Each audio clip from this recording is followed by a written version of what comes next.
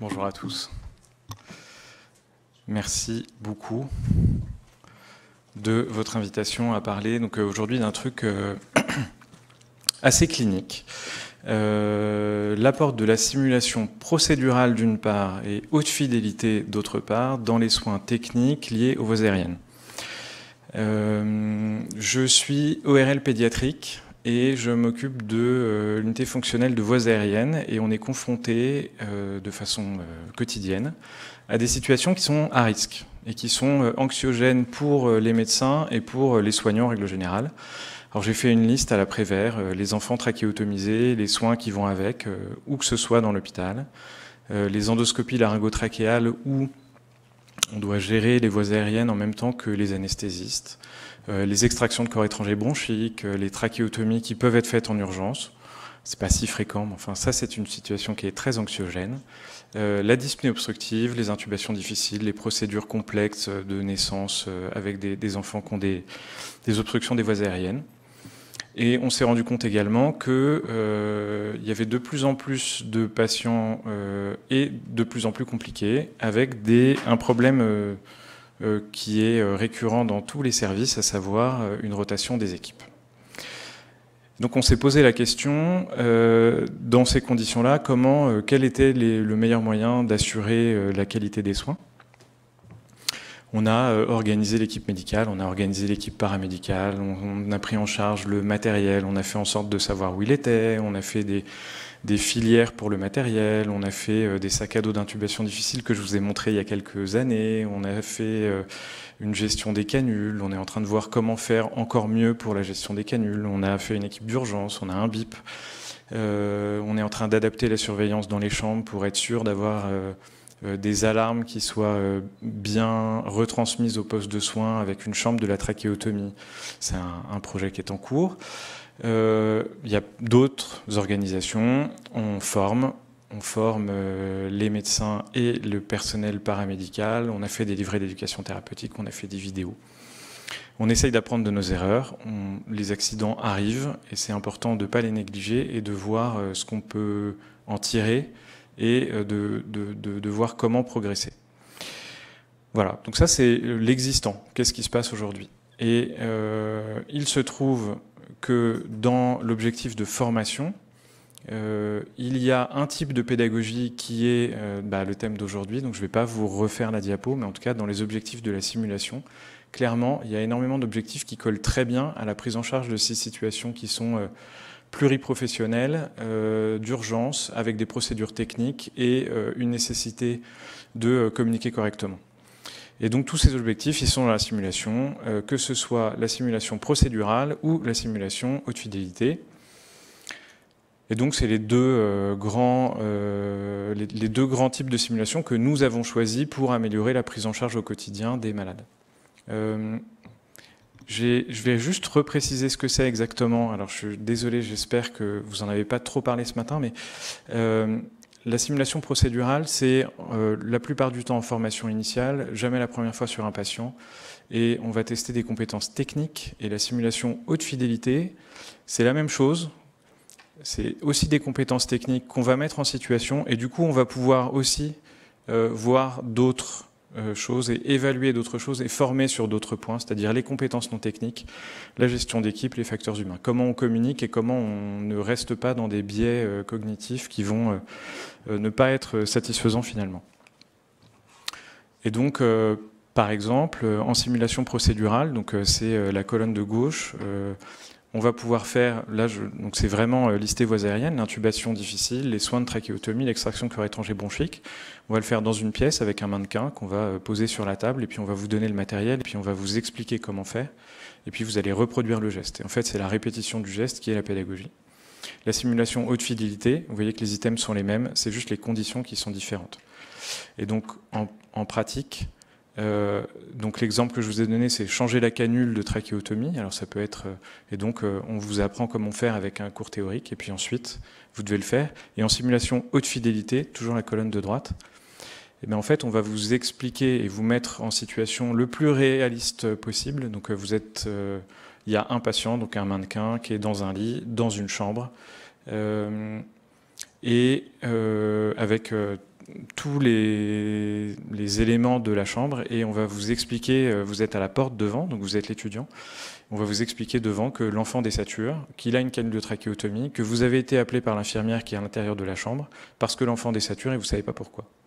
Et donc vous avez globalement, il n'y a pas de notion de durée à ce moment-là, et vous devez rentrer, donc l'étudiant doit rentrer dans la chambre, comprendre qu'effectivement l'enfant désature parce que sur le scope que vous pilotez, effectivement, vous avez descendu la saturation. Vous devez comprendre qu'il est décanulé. Vous devez faire les premiers gestes de réanimation. Vous devez appeler à l'aide, vous devez réoxygéner. Et effectivement, vous devez remettre la canule parce que l'enfant est décanulé. Donc vous comprenez bien que le geste technique de recanulation, c'est le même, sauf que l'ambiance n'est pas du tout la même. Et donc en fait, on va tester des compétences qui sont complémentaires, mais qui sont l'une juste une compétence technique et l'autre tout ce qui va autour et dont on aura besoin le jour où il y aura une urgence dans le service. L'objectif du topo, c'est de montrer quels sont les apports de la simulation procédurale, mais je vais vous décrire ce que c'est d'abord. Enfin, l'apport des simulations, mais je vais vous décrire ce que c'est. Donc là, le principe, c'est l'utilisation d'un mannequin et l'apprentissage par la répétition d'un geste. La formation aux soins de trachéotomie, c'est une formation qu'on a mise en place depuis 1 an et demi maintenant, et on a une formation qui est multiprofessionnelle, et ça c'est important, c'est-à-dire qu'il y a pareil, des externes, des internes, des chefs de clinique, des infirmières, des aides-soignantes, des kinés, et qu'on fait la session en même temps. Et donc c'est amusant parce qu'on n'a pas les mêmes questions et et que les externes en fait apprennent plus des questions des infirmières. C'est toujours, elles sont formées déjà en fait. Donc il y a une formation initiale pour les externes et une formation continue pour les infirmières. Et en fait, le fait de les mettre ensemble, c'est très intéressant. On fait un questionnaire avant pour savoir d'où on part et quel niveau ils ont. On fait un cours théorique qui est important sur ce que c'est qu'une trachéotomie, parce qu'il ne faut pas oublier qu'il y a aussi la formation initiale. On fait le cours théorique sur les soins de la canule et ensuite on montre ce que c'est que le changement de canule ou les soins d'orifice ou l'aspiration et on les fait réaliser la totalité des gestes. Et ensuite, on fait un questionnaire après la formation et idéalement, on fait un questionnaire bien après la formation pour vérifier qu'ils ont, en tout cas qu'ils se souviennent qu'ils ont eu un cours déjà, et puis pour vérifier qu'ils se souviennent des compétences techniques qu'on leur avait apprises. Les exemples, c'est ça. Donc vous voyez qu'on est quand même assez réaliste. Donc c'est dans un lit qui est un lit médicalisé. C'est une pièce dédiée de formation. Il y a des fluides médicaux, c'est important. Les externes sont habillés. Donc elles ont la surblouse, les gants, le masque. Et donc là, on réalise dans cette chambre dédiée à la simulation l'aspiration. Et donc ils vont tourner les uns après les autres, et ils vont faire plusieurs fois le geste, et ils vont voir comment les autres font le geste, comment ils le préparent. Et ensuite, on a... alors c'est une session de cours, hein, donc les cheveux attachés, vous êtes sympa avec moi, parce que s'ils sont en cours, je ne peux pas leur demander non plus de s'habiller comme quand ils sont en poste. Alors, mais voilà, donc on est en cours quand même. Et donc on fait le changement de la canule de trachéotomie et c'est un geste qui est un peu... Donc là c'est une infirmière en plus qui fait le geste, elle sait ce que c'est et elle est anxieuse parce qu'elle sait ce que ça représente. L'apport de la simulation procédurale dans ce geste technique du changement de la canule. Donc on a formé 110 personnes depuis 1 an et 3 mois. Et on a plusieurs avantages, du moins à la simulation procédurale. C'est la réalisation autonome d'un geste. C'est-à-dire qu'on les fait répéter le geste, mais ils sont seuls au moment où ils font ça. Évidemment qu'on est derrière, mais on ne va pas les aider.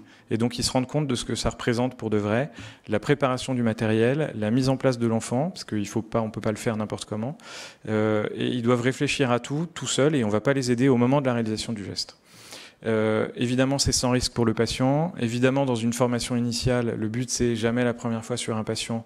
Et donc, c'est l'occasion. Et c'est une prise de conscience de la difficulté. Ça peut être aussi une prise de conscience de l'absence de difficulté. Pour les résultats, donc, je vous ai remis juste un diagramme assez simple de la pyramide de Kirkpatrick. Il y a plusieurs niveaux d'attente d'une formation. Le premier, c'est les réactions, c'est l'émotion. Est-ce que vous êtes content d'avoir fait cette formation ou pas? Alors là, c'est toujours pareil. Tout le monde est super content. Mais en fait, c'est pas ce qu'on attend, parce que nous, ce qu'on veut, c'est quel est le bénéfice pour le patient. Donc c'est tout en haut. L'effort à développer dans une formation pour arriver à modifier le pronostic des patients, il est quand même plus important que juste consacrer du temps à des personnes qu'on va former et à obtenir une satisfaction.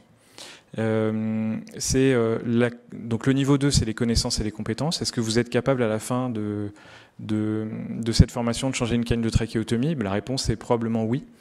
Et puis le niveau 3, c'est est-ce que vous changez votre comportement lorsque vous changez la trachéotomie pour de vrai, une fois que vous êtes rentré dans votre service?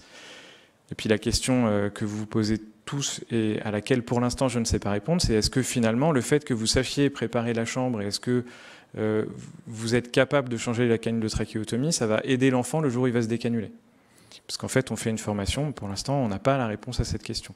Donc si on reprend rapidement les résultats, c'est tout le monde est content, tout le monde a appris à changer une canule.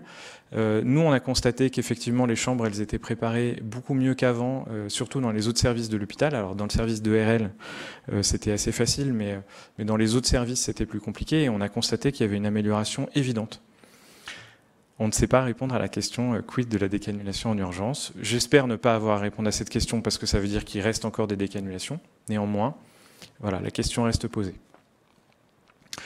Et ensuite, si on change complètement de simulation, donc là on est haute fidélité, et je vais vous présenter une simulation qui n'est plus sur la canne de trachéotomie parce qu'elle n'est pas encore commencée, mais c'est l'extraction de corps étranger bronchique. Donc là c'est différent, je vous ai dit on est en situation, on a un mannequin, on est dans une pièce, on a un scope qui est piloté à distance et à l'avance on a un scénario qui est simple, j'insiste sur le simple parce que si le scénario est compliqué on perd les apprenants, avec un déroulement standardisé de la formation, c'est-à-dire que on leur montre la chambre dans laquelle ils vont faire le scénario, on leur explique quels sont les différents objets techniques qui sont à l'intérieur de la pièce, on leur montre comment fonctionne le mannequin, on leur montre comment fonctionne le scope. On décrit la pièce et on prend du temps parce que c'est vraiment très important qu'ils ne découvrent pas la pièce dans laquelle ils vont faire la simulation et de fidélité en même temps que le cas clinique. Donc on prend du temps pour faire un briefing technique. Et une fois qu'on a fait ça, on prend les apprenants qui vont rentrer dans la pièce et on fait le briefing clinique. Donc c'est ce que je vous ai dit tout à l'heure, c'est vous allez rentrer dans la pièce, il y a un enfant qui désature, etc. Le scénario se passe, donc ils vont rentrer dans la pièce, ils vont recanuler l'enfant et ensuite on débrief. Et c'est ça qui va être important dans cette compétence, dans cette simulation de fidélité, c'est toute la place qu'on va accorder au débriefing. Et ça prend du temps. Donc les objectifs attendus de ça, c'est une mise en situation sans jugement, j'insiste, parce que il est possible de faire des erreurs. Alors il n'est pas possible de tuer le patient parce que c'est un mannequin et parce que de toute façon on va s'arranger dans le scénario pour que ça n'arrive pas, parce qu'on ne peut pas se permettre un échec aussi important. Mais il faut rassurer les gens sur le fait que même s'ils font des erreurs, d'abord ils ont le droit et qu'on ne va pas, on va pas leur mettre en plus un jugement sur le dos. C'est s'entraîner dans une situation qui est rare, là en l'occurrence pour la décanulation, et dans une situation qui l'est moins sur l'extraction de corps étranger bronchique quand ça se passe mal. Apprendre la gestion du stress, apprendre comment communiquer en situation et éventuellement comment apprendre un rôle différent. Ça, c'est un truc amusant qu'on a fait dans la simulation de fidélité du corps étranger, c'est-à-dire qu'on a pris des internes et on les a mis dans la position du chef de clinique. Alors il faut que ça reste quand même dans les mêmes cadres. On ne peut pas demander non plus à une infirmière de faire le rôle de la chef de clinique parce que ça n'a pas de sens.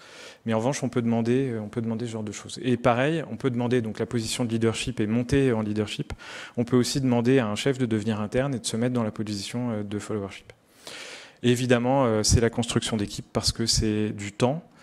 Et que ce temps-là qui est dédié à la formation, on essaye de le faire dans des locaux qui sont à part. Donc ça veut dire que pour une fois, le téléphone ne sonne pas. Pour une fois, on n'est pas appelé dans une autre pièce. Pour une fois, on n'a pas à changer la prescription en urgence. Et ça, c'est riche aussi. Le fait de ne pas le faire au même endroit, c'est bien. Donc voilà, donc je vous ai montré une photo. Ça, c'était une simulation haute fidélité qu'on avait faite à la Société française d'ERL en septembre dernier. Et donc, c'était à l'aide de l'Association française de réel pédiatrique, la SFORL, le collège d'ORL. Donc vous voyez, c'est la reconstitution d'un bloc opératoire. Il y a un enfant qui est allongé, l'anesthésiste en la personne du docteur Luscan, qui est ORL en fait dans la vraie vie, est en train de parler à l'équipe et il leur dit que bientôt ça va être à eux et qu'ils vont devoir enlever le corps étranger bronchique et que l'enfant désature, donc il faut y aller. Petite pression sympathique. Voilà. D'abord, c'est très intéressant la haute fidélité parce qu'on voit des choses que nous, en tant que formateurs, on voit des choses sur le fonctionnement des équipes. Et puis pour les apprenants, il y a un retour d'expérience immédiat. C'est-à-dire que vous les mettez dans une situation où ils vont avoir des émotions, parce qu'en fait, ils vont être confrontés à une situation d'urgence.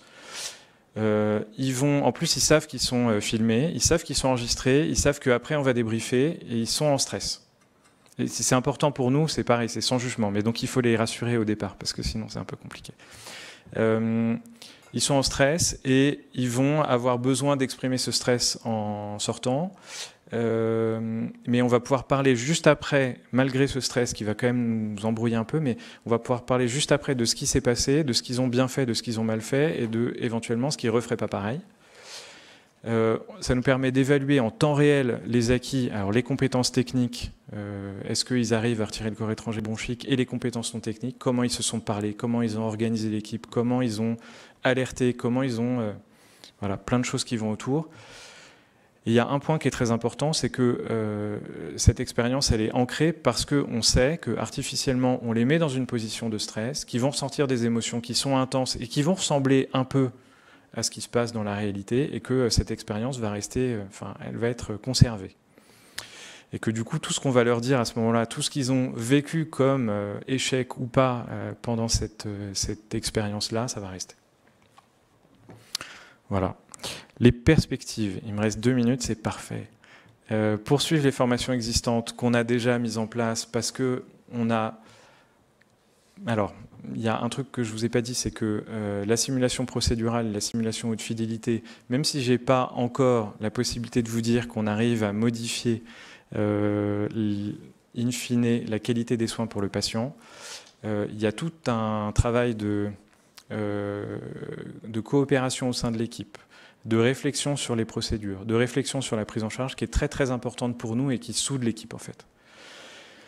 Il y a des études qui ont été publiées sur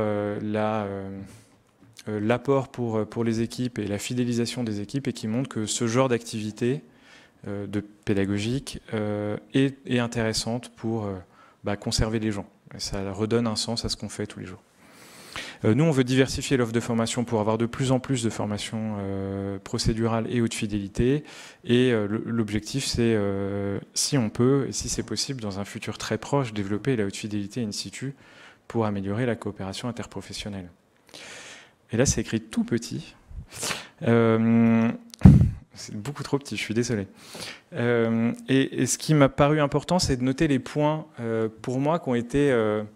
mais je vais vous les dire, hein, rassurez-vous, qui ont été marquants dans l'élaboration du projet et dans la mise en place de tout ça. La première chose qui est hyper importante, et je vous invite d'ailleurs à lire le rapport de la Haute Autorité de Santé sur la simulation qui date de 2012, parce qu'il est hyper bien fait. Et dedans, en fait, tout est déjà écrit, hein, j'ai rien inventé. Mais la première chose, c'est évaluer l'existant. C'est qu'est-ce qui se passe sur le site, quels sont les besoins, quel est le contexte, qui vont être les élèves, enfin, à qui on s'adresse et quelles sont les ressources sur le site et quelles ressources on est d'accord pour vous donner. Grâce à ça, on va pouvoir définir des objectifs qui sont simples. Il faut qu'ils restent simples parce que sinon c'est trop de contraintes, avec des attentes pédagogiques réalistes. Pour nous, la montée en puissance qui a été progressive, elle a été salutaire parce qu'au départ, on a fait juste le changement de la canne de trachéotomie et ensuite, on est monté en puissance sur la haute fidélité. Et vraiment, c'est indispensable parce que sinon, c'est du temps. C'est beaucoup d'investissement et on ne se rend pas compte, si on ne monte pas progressivement en puissance, à quel point ça peut être chronophage. Nous avons la chance d'avoir un local dédié avec une salle de simulation, une salle de stockage et une salle de staff qui va avec, et du personnel dédié qui nous permet de travailler en équipe. Et je reviens sur la première diapo où j'ai mis plein de noms. notamment Corinne de Paris, Corinne Brebion, Aurélie Coiffard, qui sont responsables de la simulation et de la pédagogie, et qui sont une aide tous les jours pour la réalisation de ça. Et juste un point qui est important, c'est que le coût est important, et que par conséquent, ça peut nécessiter, et je pense que ça doit nécessiter, une mutualisation des équipes, des savoir-faire, du matériel. Et c'est comme ça qu'on peut envisager la simulation, parce qu'un mannequin de simulation pour je sais pas, une intubation difficile de Pierre Robin, ça coûte 2300 €, en sachant que en plus on va l'utiliser, donc potentiellement on peut l'abîmer, donc ça veut dire qu'il va falloir le remplacer. Et donc tout ça, ça doit être mutualisé et géré par la même personnel technique à mon avis.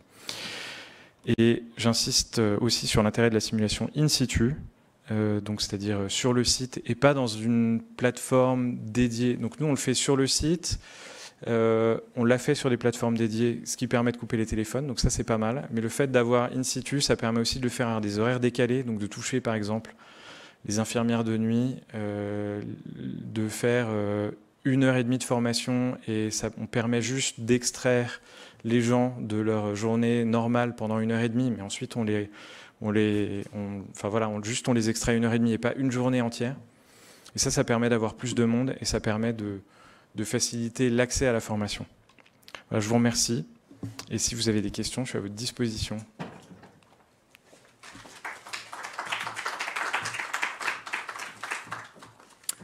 Merci beaucoup, Aurillac. Tu dois avoir un micro, je pense, ici, pour répondre aux questions. Car il y a des questions. Excusez-moi. Est-ce qu'il y en a dans le public déjà? Parce que sinon, il y a en ligne et j'en ai aussi. Alors, je vais commencer. Tu as bien montré qu'effectivement, le bénéfice exact, d'abord pour l'étudiant, puis pour le patient, il n'est pas forcément évident à chiffrer. Oui. Sous d'autant, alors c'est pas vraiment une question, mais une remarque, que l'adage « jamais la première fois sur un patient », en fait, il y a toujours une première fois sur un patient. En fait. Oui. Voilà, quelle qu'a été la formation précédente. Maintenant, il est sûr que l'introduction du facteur stress dans la simulation, c'est sûrement quelque chose qui est marquant, alors en espérant qu'il y ait quelque chose qui reste. Et le fait que ce soit in situ et que les locaux ressemblent de la manière la plus fidèle possible aux locaux réalistes, c'est peut-être quelque chose, je le suspecte, mais on ne peut pas le prouver pour l'instant, que c'est quelque chose aussi qui joue dans le fait que les formations sont marquantes. Une question qu'on a reçue en ligne, c'est qu'est-ce qu'une chambre de la trachéotomie? Oui, effectivement, je vous ai parlé de la chambre de la trachéotomie. L'idée, c'est pour l'instant, quand un enfant trachéotomisé a une désaturation, on n'est pas capable de savoir dans le poste de soins comment il est vraiment. On a juste le retour de la saturation. Et en fait, l'idée, c'est de construire une chambre spécifique pour les enfants trachéotomisés dans laquelle on aurait d'autres éléments en plus pour alerter plus vite l'équipe infirmière. Et donc, notamment, c'est pas juste le retour de la SAT, mais éventuellement un contrôle visuel de ce qui se passe dans la chambre au moment où les alarmes sonnent. Et ça demande pas mal de réflexion, puisque c'est compliqué d'avoir accès à la vidéo dans une chambre de patient. Il faut que ça soit réglementaire et il faut que ce soit robuste comme traitement informatique en fait. Il ne faut pas qu'on ait des fausses alarmes là-dessus.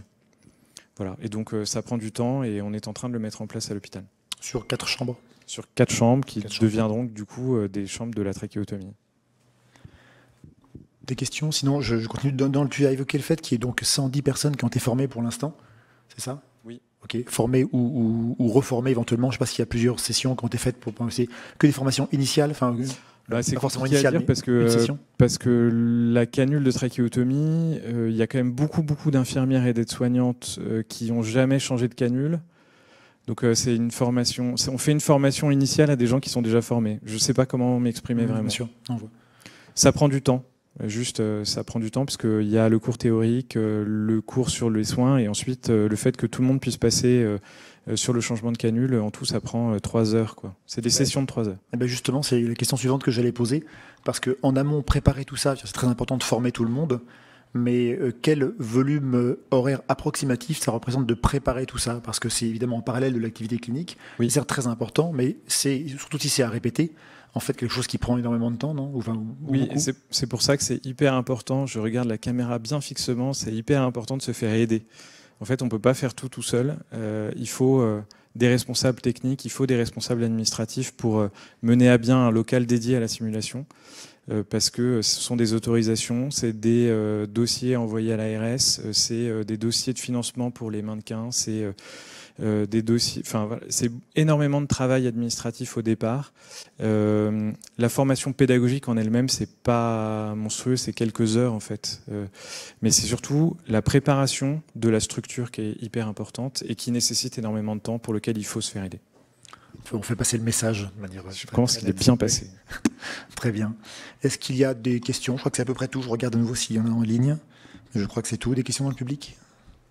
Non, eh comme à chaque fois, si vous avez des questions plus tard, n'hésitez pas à nous les transmettre et nous les ferons passer à Monsieur Thierry. Merci beaucoup, Briac. Merci beaucoup.